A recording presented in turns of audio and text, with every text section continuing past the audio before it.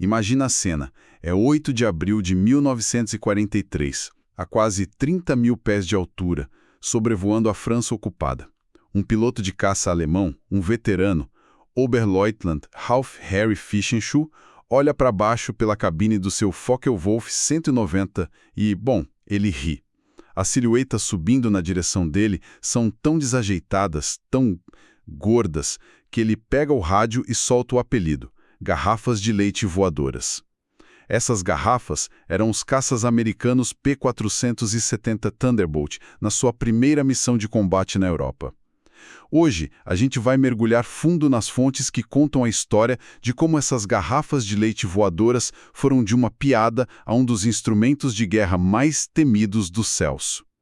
Nosso objetivo aqui é entender um quebra-cabeça. Como é que um avião que parecia uma falha de projeto, pesado, desajeitado, apelidado de Juggernaut, como que ele não só se provou, mas reescreveu as regras do combate aéreo?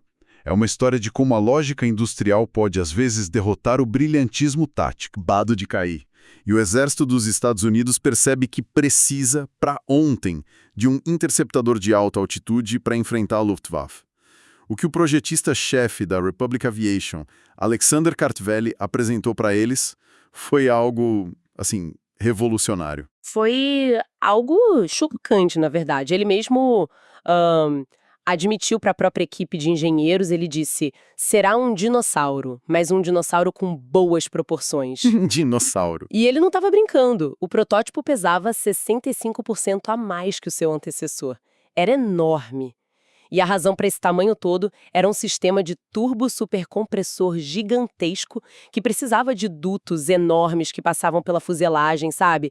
Dava ao avião uma aparência quase grávida. Grávida. Eu consigo imaginar a reação dos pilotos de teste quando viram aquilo pela primeira vez no hangar. A pergunta era sempre a mesma, e dita com uma boa dose de ceticismo. Isso aí voa mesmo? E a verdade é que, no começo, voar era perigosíssimo. Entre setembro de 42 e janeiro de 43, 18 pilotos morreram. 41 aeronaves perdidas só em acidente de treinamento. Nossa! O avião tinha uma tendência a capotar no pouso e sofria de um fenômeno aterrorizante chamado compressibilidade.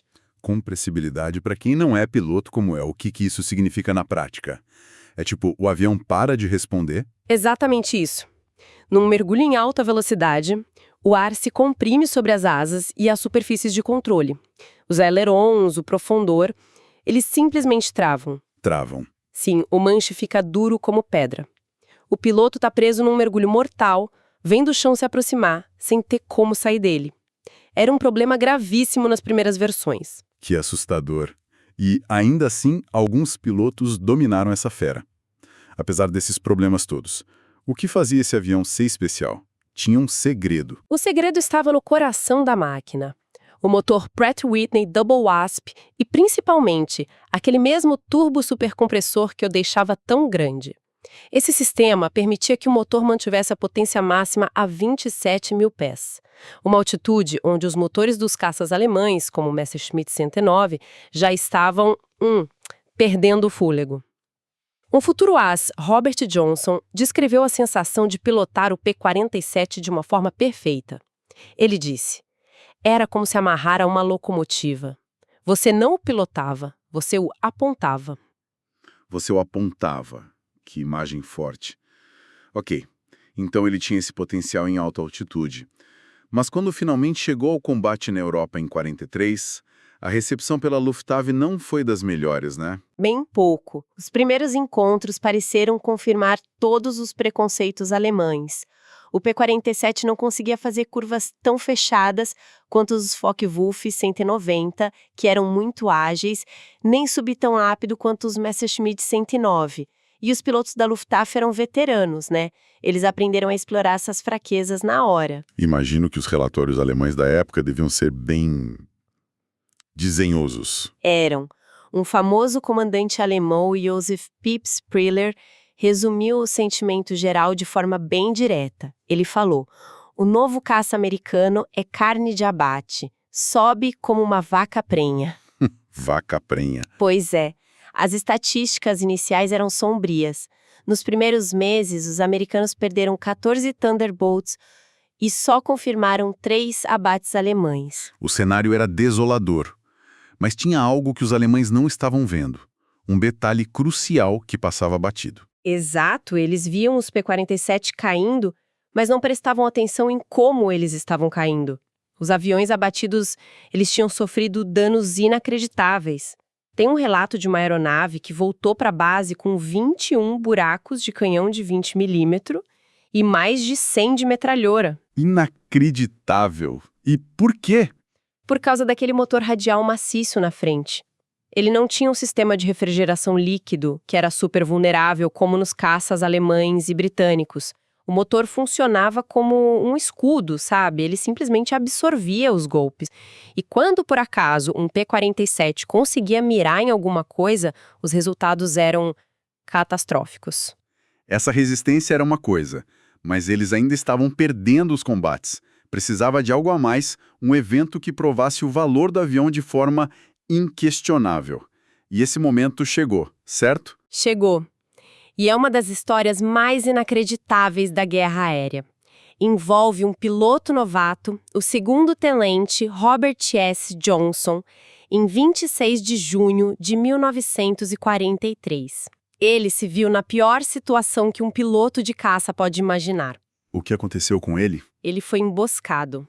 Não por um ou dois, mas por um grupo de 16 caças FW-190. 16? 16.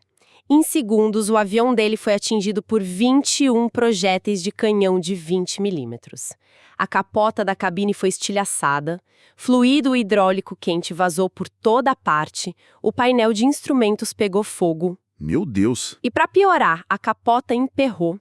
Ele ficou preso dentro daquele caixão voador em chamas. Preso, dentro de um avião desintegrando e pegando fogo. Parecia o fim da linha. Para qualquer outro avião seria, mas o P-47 continua voando.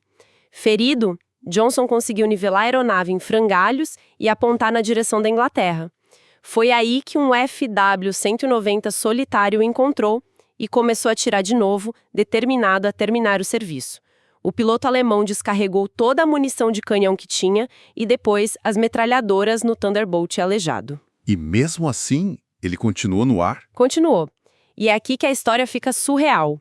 O piloto alemão se aproximou do avião do Johnson, ficou lado a lado, olhou incrédulo para aquela carcaça voadora que se recusava a cair, balançou a cabeça, fez uma saudação informal e foi embora. Provavelmente porque ficou sem munição. Sem palavras. Johnson pousou o avião com mais de 200 buracos de bala. A análise depois mostrou que a estrutura principal da fuselagem estava quase toda destruída. Tecnicamente, aquele avião não deveria mais existir. É difícil até de processar uma história dessas. Fico pensando no piloto alemão vendo aquele fantasma se recusando a cair. O aceno de cabeça é quase um sinal de respeito. Exatamente. E o impacto psicológico disso nos dois lados foi imenso. Para os americanos, foi a prova de que eles tinham uma máquina quase indestrutível. Para a inteligência alemã, que recebeu os relatórios, foi pura incredulidade. Eles simplesmente não acreditaram. Então, a partir daí, a mentalidade dos pilotos americanos mudou. Eles perceberam que não podiam lutar o jogo dos alemães, de curvas e subidas. Tiveram que criar as próprias regras. Perfeitamente colocado. O coronel Hubert Zemke, que era comandante do 57º Grupo de Caça, um dos grupos mais famosos de P-47, deu aos homens dele uma nova doutrina. Ele disse: não curvem com eles. Não tentem subir com eles em baixa altitude. Usem o peso de vocês, usem a potência, usem suas armas. Então eles transformaram a maior fraqueza do avião, o peso enorme, na sua maior arma. Como isso funcionava na prática? Foi uma mudança de mentalidade genial. Eles criaram a tática que ficou conhecida como Boom and Zoom. Em vez de entrar em dogfights tradicionais, os P-47 usavam a potência do motor para subir a 30 mil pés ou mais, bem acima do teto operacional dos caças alemães. De lá de cima, eles mergulhavam... E o peso se transformava em velocidade. Exato. Eles atingiam velocidades de até 550 milhas por hora. Rápido demais para qualquer defesa alemã. E no final desse mergulho, vinha o poder de fogo. E que poder de fogo! 8 metralhadoras Browning calibre .50, com um total de 3.400 cartuchos, disparando a uma taxa combinada de 6.000 tiros por minuto. 6.000 tiros por minuto. Um piloto alemão que sobreviveu a um ataque descreveu como enfrentar uma parede de chumbo. A diferença na munição também era crucial. Os alemães tinham, 120 projéteis de canhão. Os pilotos de P-47 podiam atirar por mais de 30 segundos, uma eternidade. Eles não abatiam aviões inimigos, eles os desintegravam. Existe algum relato que ilustre isso de forma bem clara? Sim. Durante a famosa missão de bombardeio a Schweinfurt e Regensburg, um esquadrão de P-47 encontrou uma formação de caças pesados, os bimotores Me-110. Em menos de 1 minuto, eles destruíram 8 deles. Um artilheiro alemão que sobreviveu disse que os aviões simplesmente se desfaziam no ar. E os grandes ases da Luftwaffe? Como eles reagiram a essa nova tática? Eles não podiam mais simplesmente virar e lutar no mano a mano. Descobriram da pior maneira. Em outubro de 43, o asa alemão Hans Philipp, um piloto com 206 vitórias, foi pego de surpresa. O FW-190 dele estava lento, com baixo desempenho a 28 mil pés, quando os Thunderbolts do Robert Johnson mergulharam sobre ele, vindo de 32 mil pés. Ele morreu na hora, nem soube o que o atingiu. Mas o avião ainda tinha o seu calcanhar de Aquiles, o problema da subida, certo? Ele mergulhava como um tijolo, mas subir ainda era uma luta. Exato. Isso foi verdade até janeiro de 1944. Aí chegou uma atualização que mudou tudo, o modelo P-47D-22. Ele vinha equipado com uma nova hélice de pás largas. Essa hélice conseguia, agarrar mais ar, melhorando drasticamente a taxa de subida e aceleração. Ah, então o jogo virou de vez. Virou. De repente, o Thunderbolt podia igualar ou até superar os caças alemães nesse quesito. Tem um piloto alemão que escreveu no diário dele: "Estas não são as mesmas máquinas das quais ríamos no ano passado." A nova hélice também criou um som novo, um rugido ameaçador que as tropas alemãs no chão apelidaram de Donnerschlag, o trovão. Então o Jug se tornou um caça completo. E não parou por aí. Ele encontrou uma nova vocação também, não é? Sim, principalmente quando chegaram mais caças P-51 Mustang para fazer as escoltas de longo alcance, o P-47 foi liberado para se tornar o melhor no que talvez fosse sua real vocação: caça-bombardeiro. Ele podia carregar uma carga de bombas igual a de bombardeiros médios do início da guerra e ainda 10 foguetes de alta velocidade. Um oficial alemão descreveu os ataques como artilharia voadora com a precisão de franco-atiradores. Artilharia voadora. Após o dia D, em junho de 44, os Thunderbolts praticamente paralisaram os movimentos alemães durante o dia. Destruíram milhares de locomotivas, caminhões, tanques. Ok, então o avião evoluiu, as táticas mudaram, mas as fontes indicam que tem uma parte dessa história que é talvez até mais importante que o avião em si. E não tem a ver com tecnologia, mas com... fábricas. Exatamente. É aqui que a história sai dos céus da Europa e entra no chão de fábrica em Long Island, Nova York. É aqui que a lógica industrial americana entra em cena e muda o jogo. A Republic Aviation produziu 15.683 P-47s, mais do que qualquer outro caça americano na história. No pico da produção, uma fábrica produzia um Thunderbolt a cada hora. A cada hora. 24 horas por dia. É uma avalanche de aviões. E não eram só os aviões, era tudo. A escala era absurda. Era uma escala que a Alemanha não conseguia sequer compreender, sabe? Munição, mais de 10 milhões de cartuchos por mês. Combustível, 25 milhões de galões por mês só para a 9ª Força Aérea, que era quase toda de P-47s. E o mais importante, pilotos. Em 1944, os Estados Unidos estavam formando 30 mil pilotos por ano. Um piloto americano chegava na Europa com mais de 400 horas de voo. No fim da guerra, um piloto alemão tinha sorte se tivesse 100 horas. Existe alguma história que encapsula essa diferença brutal de recursos? Tem uma que resume tudo perfeitamente. Em 1º de janeiro de 45, a Luftwaffe lançou um ataque surpresa desesperado, a Operação Bodenplatte, contra aeródromos aliados. Eles conseguiram destruir 22 Thunderbolts num único campo. Um piloto alemão capturado, orgulhoso do feito, zombou de um major americano. E o que o Major respondeu? O americano simplesmente apontou para a pista de pouso e disse: "Até amanhã teremos 40 novos. Quanto tempo vocês vão levar para substituir seus pilotos?" Uau! A Luftwaffe perdeu 213 pilotos naquele dia. Muitos deles instrutores experientes, perdas insubstituíveis. Os aviões americanos foram repostos em menos de uma semana. É demolidor. Vamos voltar para aquele comandante, o Josef Pips Priller, que chamou o P-47 de vaca prenha em 1943. Ele acabou mudando de ideia. Mudou drasticamente. Em 1945, a avaliação dele, que foi considerada desmoralizante demais para ser publicada pela propaganda do Goebbels, foi esta: o Thunderbolt é o melhor caça-bombardeiro já construído. Eles não nos venceram com táticas melhores, eles nos enterraram sob uma avalanche de aço e chumbo.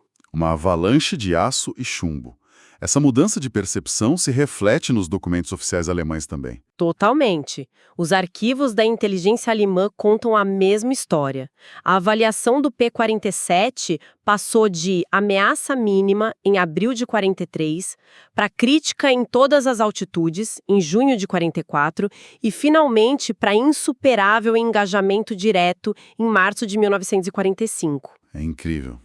No final, então, os alemães entenderam o que os americanos estavam fazendo?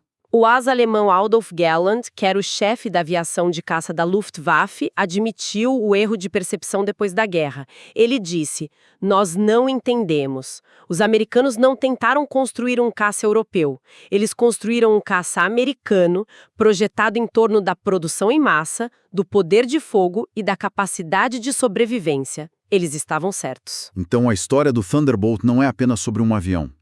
É sobre uma filosofia de guerra completamente diferente, incorporada numa máquina. Exatamente. É um estudo de caso sobre como a filosofia de uma nação, nesse caso, a força industrial e o pragmatismo americano, pode ser transformada numa arma de guerra. E isso nos deixa com uma pergunta para reflexão. O que acontece quando a habilidade tática refinada, mas com recursos limitados, encontra uma força material que é, para todos os efeitos, simplesmente infinita?